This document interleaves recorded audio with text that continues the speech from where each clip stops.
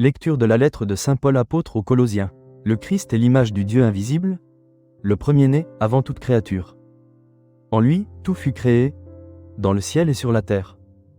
Les êtres visibles et invisibles, puissance, principauté, souveraineté, domination, tout est créé par lui et pour lui. Il est avant toute chose, et tout subsiste en lui. Il est aussi la tête du corps, la tête de l'Église. C'est lui le commencement, le premier-né d'entre les morts, afin qu'il ait en tout la primauté.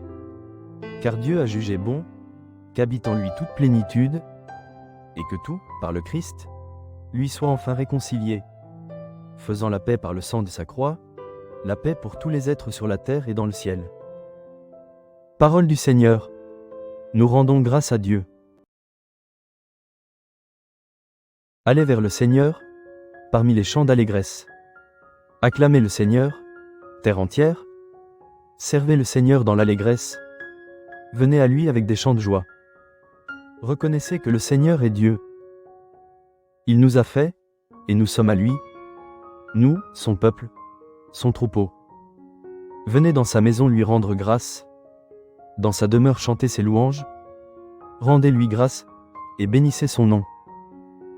Oui, le Seigneur est bon, éternel est son amour, sa fidélité demeure d'âge en âge. Parole du Seigneur.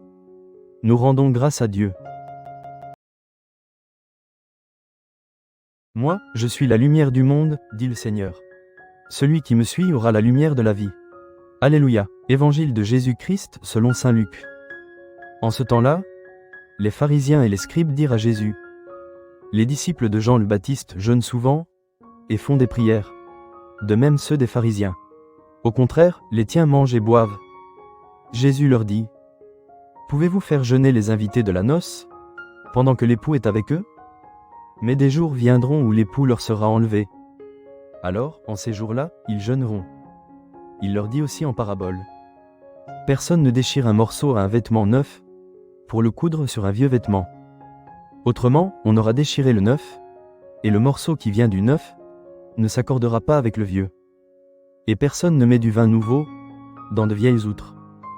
Autrement, le vin nouveau fera éclater les outres, il se répandra, et les outres seront perdues. Mais on doit mettre le vin nouveau dans des outres neuves. Jamais celui qui a bu du vin vieux ne désire du nouveau. Car il dit: c'est le vieux qui est bon. Acclamons la parole de Dieu. Nous rendons grâce à Dieu.